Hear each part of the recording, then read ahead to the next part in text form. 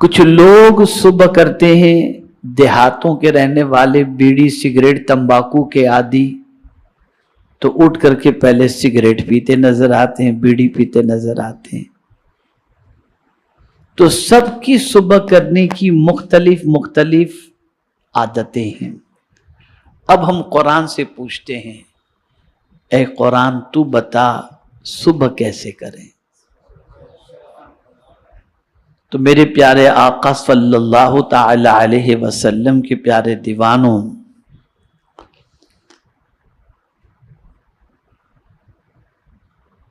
صبح ہوتے ہی اہل اللہ کہتے ہیں، اللہ والے کہتے ہیں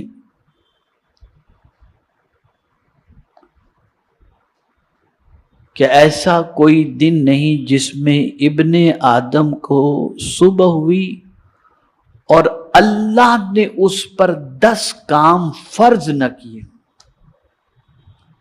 صبح ہوتے کتنے کام فرض نہ کیے ہوں؟ 10۔ پہلی چیز، جب سو کر اٹھے تو اللہ تعالیٰ کا کچھ نہ کچھ ذکر کرے، یہ پہلا کام اس کا۔ اور اس کی دلیل کیا ہے؟ تو قرآن شریف کی یہ عادت، یہ آیت کریمہ، وَسَبِّحْ بِحَمْدِ رَبِّكَ حِينَ تَقُومُ، یعنی اے بندے جب تو صبح اٹھے تو اپنے رب کی حمد کے ساتھ تسبیح کر لے۔ یعنی صبح اٹھ تو اٹھتے ہی پہلے اپنے رب کی حمد کے ساتھ تسبیح کر، یعنی الحمدللہ سبحان اللہ، اٹھتے ہی پہلے یہ کہے۔ نہ موبائل ڈھونڈ، نہ اخبار ڈھونڈ، نہ بیڑی ڈھونڈ، نہ سگریٹ ڈھونڈ۔ آنکھ کھلی جیسے ہی صبح ہوئی، زبان پر پہلے الحمدللہ سبحان اللہ یا سبحان اللہ وبحمدہ اپنی زبان سے کہو۔ یہ پہلا فرض۔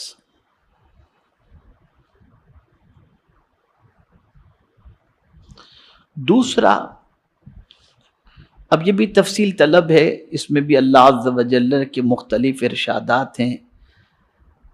یا ایھا الذین آمنوا اذکروا اللہ ذکرا کثیرا وسبحوہ بکرۃ واصیلا۔ اللہ عز و جل ارشاد فرماتا ہے، اے ایمان والو اللہ کو خوب کثرت سے یاد کرو اور اس کی پاکی بیان کرو، صبح کو اور شام کو۔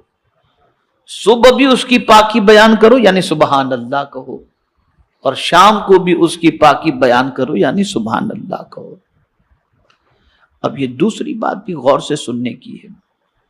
دوسرا یہ کہ رات کو سوتے میں بہت سارے تہبند پہن کر کے سوتے ہیں تو نیند کے اندر جسم کھلا رہ جاتا ہے، پتہ نہیں چلتا انسان کو سویا ہے۔ تو فرمایا گیا کہ صبح اٹھ کے پہلا کام جیسے ہی آنکھ کھلی اپنے کپڑوں کو درست کرو، یعنی جو سطر تمہارا کھل چکا تھا اس سطر کو پہلے ڈھانک دو۔ اور اس کی دلیل لائے، یا بنی آدم خذوا زینتکم عند کل مسجد، یعنی اے بندو اپنی زینت لیے رہو، یعنی کپڑے پہنے رہو، اور زینت کم سے کم وہ کپڑا ہے جو واجب الستر یعنی اعضاء کو چھپا سکے۔ اس لیے کہ تمہیں صبح اٹھ کے نماز پڑھنی ہے نا، تو جب صبح فجر کی نماز تمہیں ادا کرنی ہے تو بغیر ستر چھپائے ہوئے یعنی پردہ پوشی کیے ہوئے ستر کو جو ہے جو کھل گیا تھا اسے چھپائے تو نماز نہیں ہوگی، تو پہلے اپنے کپڑے تم درست کر لو۔ یہ دوسرا کام۔ تیسرا فرض یہ ہے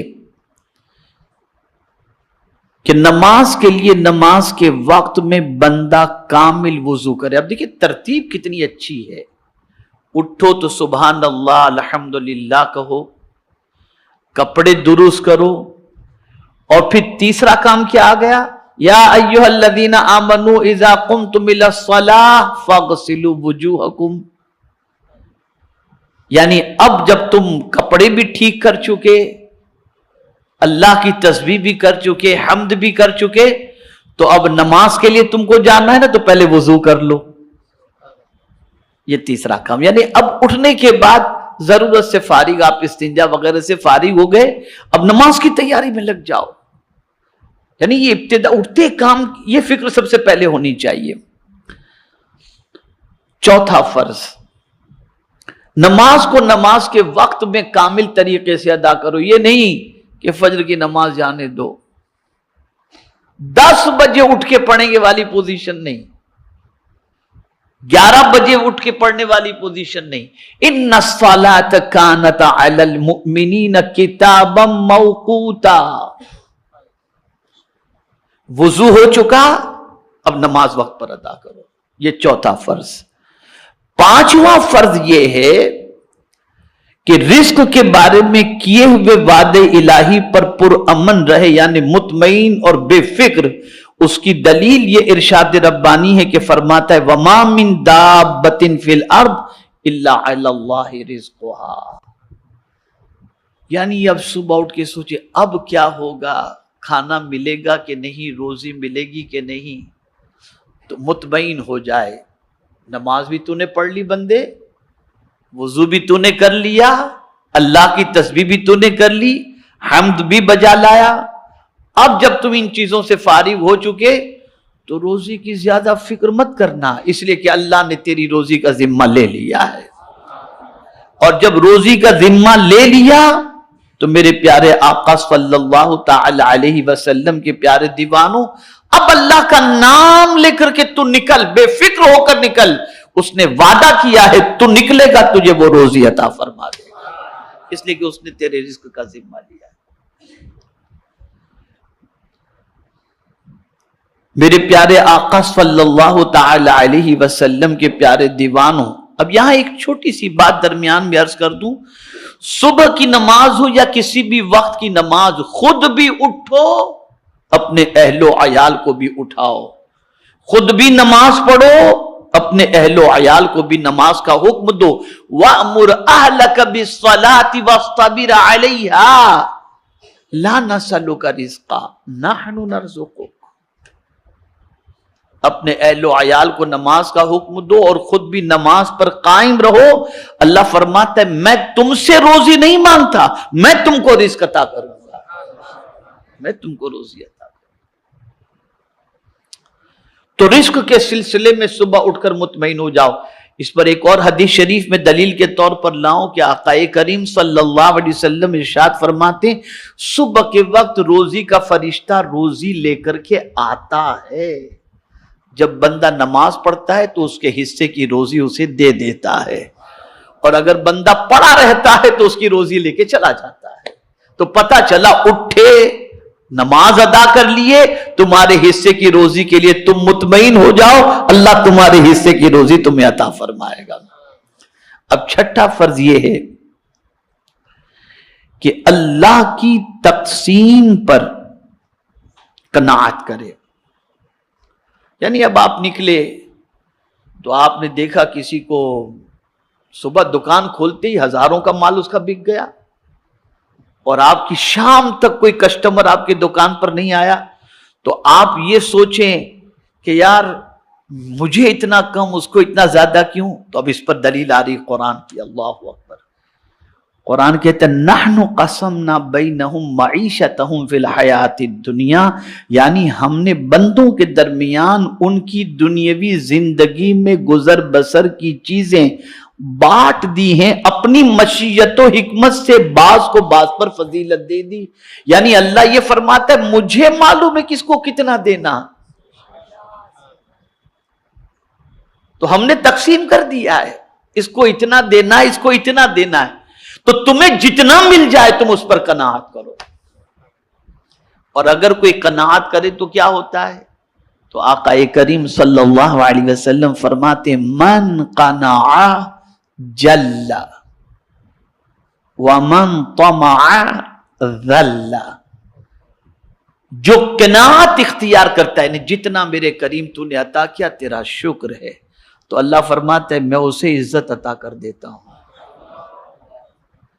اور جو لالچ میں لگا رہتا ہے سرکار فرماتے اللہ اسے ذلیل کر دیتا ہے، اس کا پیٹ ہی نہیں بھرتا. اس کا پیٹ ہی نہیں بھرتا. اور جو قناعت کرتا ہے نا، بس جو مل گیا اللہ کا شکر.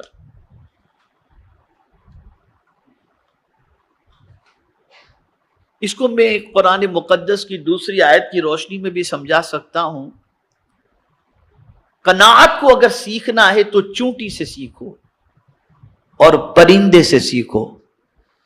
نہ ان کا کوئی گھونسلہ ہوتا ہے، نہ اگلے دن کا اسٹاک ہوتا ہے. اگلے دن کا کھانا، اگلے دن کا دانا کوئی پرند چرین چونٹی ایڈوانس کے اندر جمع کر کے نہیں رکھتی. لیکن جس دن مل گیا، صبح نکلے بھوکے، شام کو پیٹ بھر کے پرندے لوٹ آتے ہیں اور اللہ کے دیے ہوئے رزق پر قناعت کرتے ہیں. مولا دوسرے دن پھر انہیں عطا فرما دیتا ہے، عطا فرما دیتا ہے. 7واں فرض صبح اٹھ کر کے ہی جو ہے وہ یہ ہے کہ اللہ پر بھروسہ کرے. کیا کرے؟ ہم کس پر بھروسہ کرتے ہیں؟ کسٹمر پر. ہم کس پر بھروسہ کرتے ہیں؟ سیٹھ پر.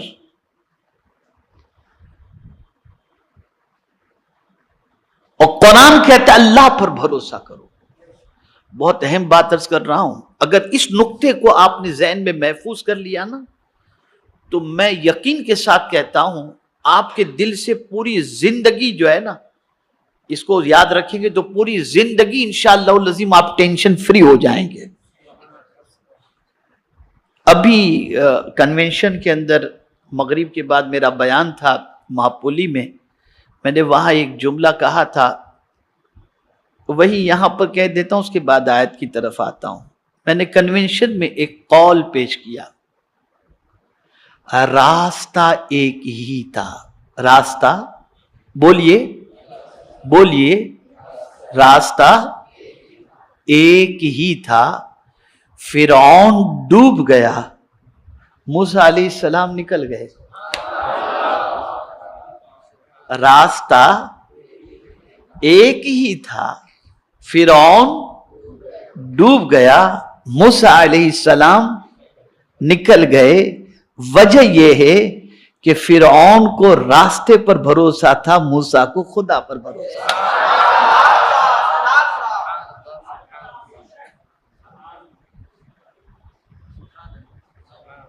سمجھے نا؟ فرعون کو کس پر بھروسہ تھا اور موسیٰ علیہ السلام کو؟ یہ ایک بنیاد. اب ہم کسٹمر پر بھروسہ کرتے ہیں، یہ میرا کسٹمر چھوٹ گیا تو کیا ہوگا؟ ارے آہو بھگت میں لگ گئے اس کے پیچھے، چائے منگاؤ، سینڈوچ منگاؤ، کھانا منگاؤ، پانی منگاؤ، دانا منگاؤ، سب چل جاتا تھا. اس نے فون کیا، میں نکلا ہوں، بس پہنچ رہا ہوں، راستے میں ایکسیڈنٹ ہوا، ختم معاملہ، فنش. آپ نے اس کے بھروسے پر کروڑوں کا، لاکھوں کا مال بنا کر کے رکھا. اب کیا کریں؟ تو آپ کا بھروسہ کسٹمر پر تھا. تو قرآن نے کتنی عظیم بات کہی ہے، اے بندے تو صبح جب نکل یا صبح کوئی کام کا ارادہ کر، کسی پر بھروسہ مت کر. بھروسہ کرنا ہے تو کس پر کر؟ وَتَوَكَّلَ عَلَى الْحَيِّ الَّذِي لَا يَمُوتُ. اس رب پر بھروسہ کر جو زندہ رہنے والا ہے، کبھی مرنے والا ہے ہی نہیں. انسان مر جائے گا، کسٹمر مر جائے گا، دنیا ختم ہو جائے گی، لیکن مولا کی ذات باقی رہنے والی ذات ہے. اس لیے بندے تو اس پر بھروسہ کر.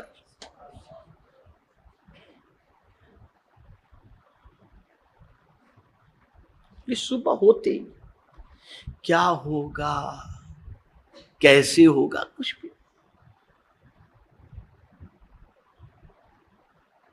یہ صبح ہوتے ہی ہمارے اوپر اللہ عز و جل لازم کر رہا ہے کہ ہم اس پر بھروسہ کریں. وَتَوَكَّلَ عَلَى الْحَيِّ الَّذِي لَا يَمُوتُ. اب آئیے 8ویں چیز کی طرف. بندہ اللہ کے احکام پر عمل کرنے کے سلسلے میں صبر کرے. صبر کے معنی کیا ہوتا ہے؟ جماؤ، جم جائے کہ مجھے اللہ کے اس حکم پر عمل کرنا ہی کرنا ہے۔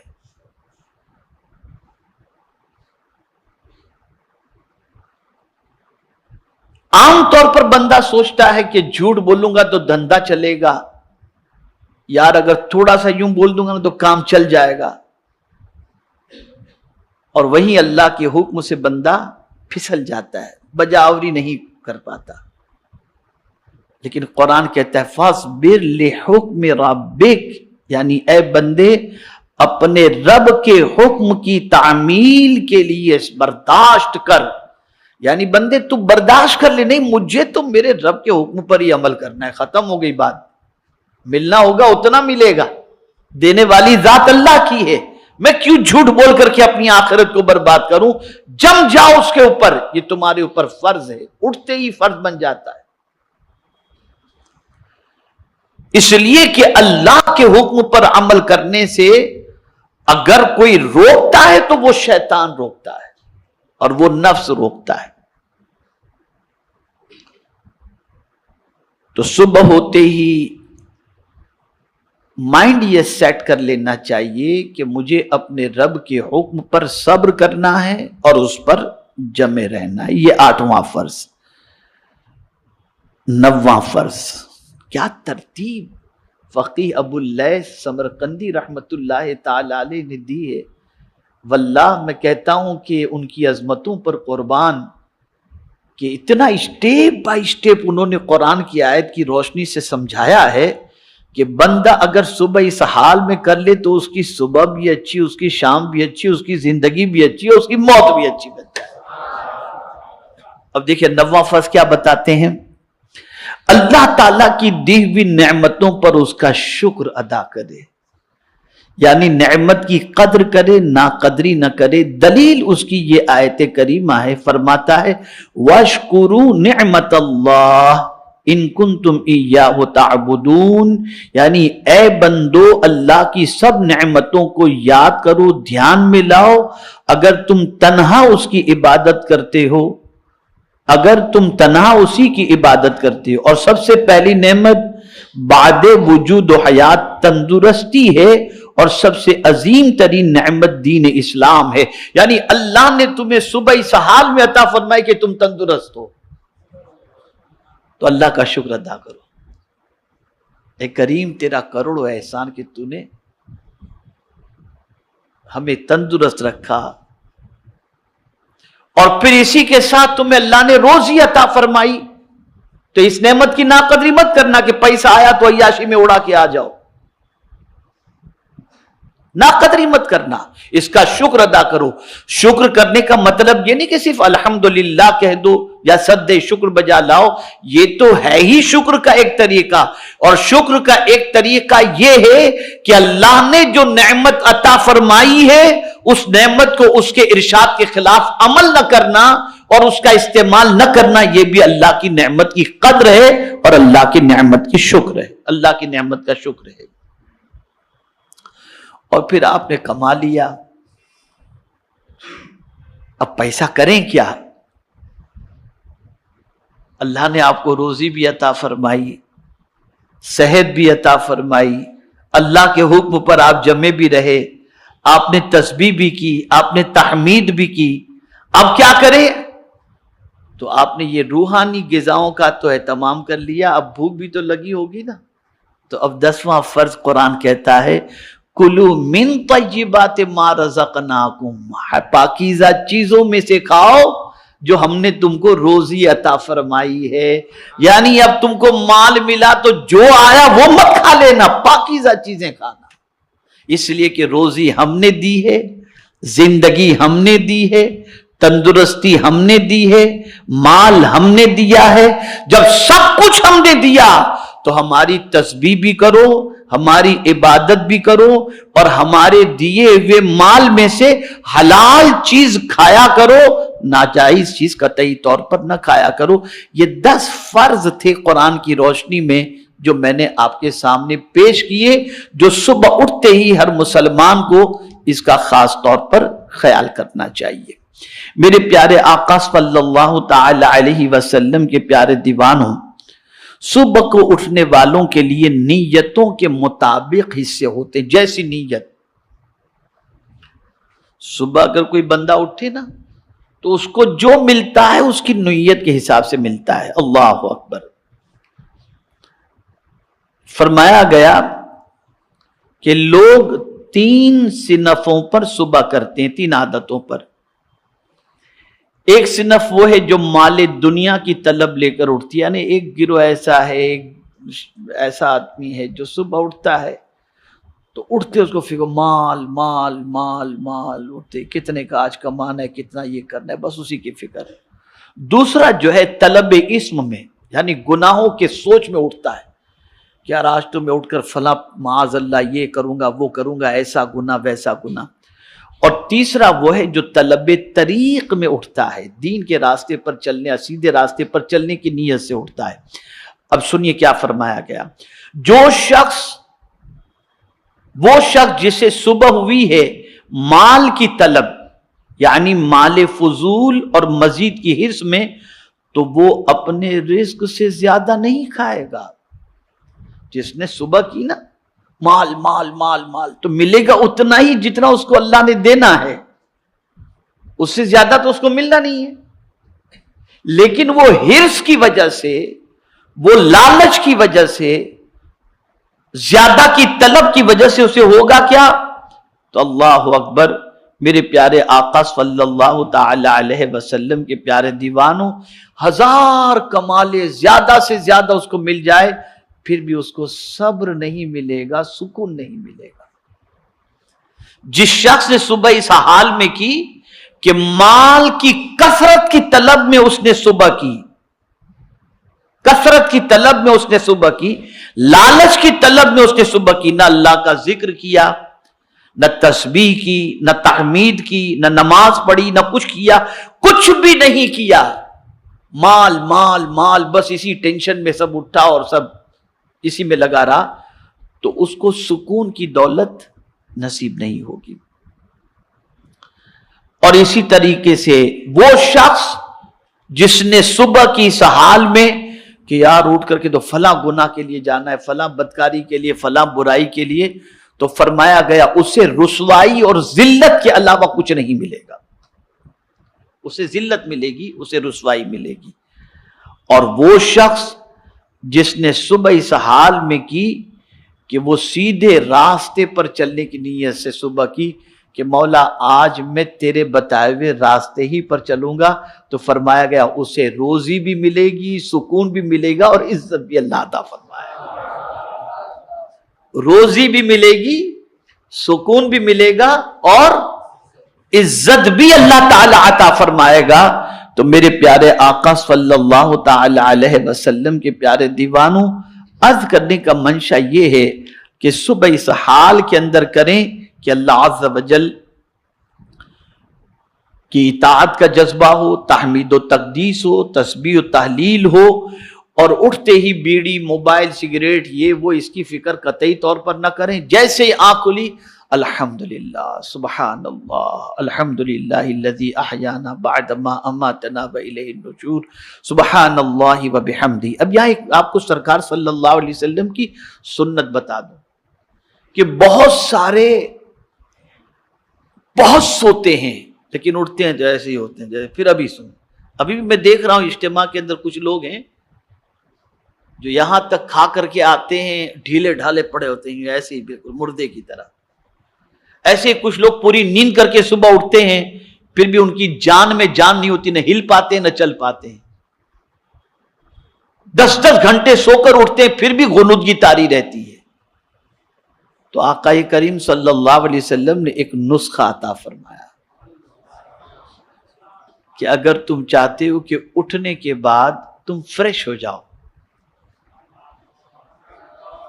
اٹھنے کے بعد تم فریش ہو جاؤ، تو اٹھتے ہی اللہ کی تسبیح و تحمید کے بعد کیا کرنا ہے؟ اپنی آنکھوں کو ایسے مسلنا ہے. آپ کو بتا دوں تاکہ آپ کو اپنی آنکھوں کو ایسے مسلنا ہے. یہ ایسے 2-3 مرتبہ کریں، فریش ہو جائیں گے آپ. انشاءاللہ آقا کریم صلی اللہ علیہ وسلم کی یہ سنت مبارکہ ہے، یہ سنت مبارکہ. رسول رحمت صلی اللہ علیہ وسلم اٹھتے نا تو تحمید و تقدیس و تسبیح کے بعد سرکار صلی اللہ علیہ وسلم اپنی آنکھوں کو ایسے مسل دیتے، ایک دم نیند نارمل، ایک دم کوئی ٹینشن نہیں.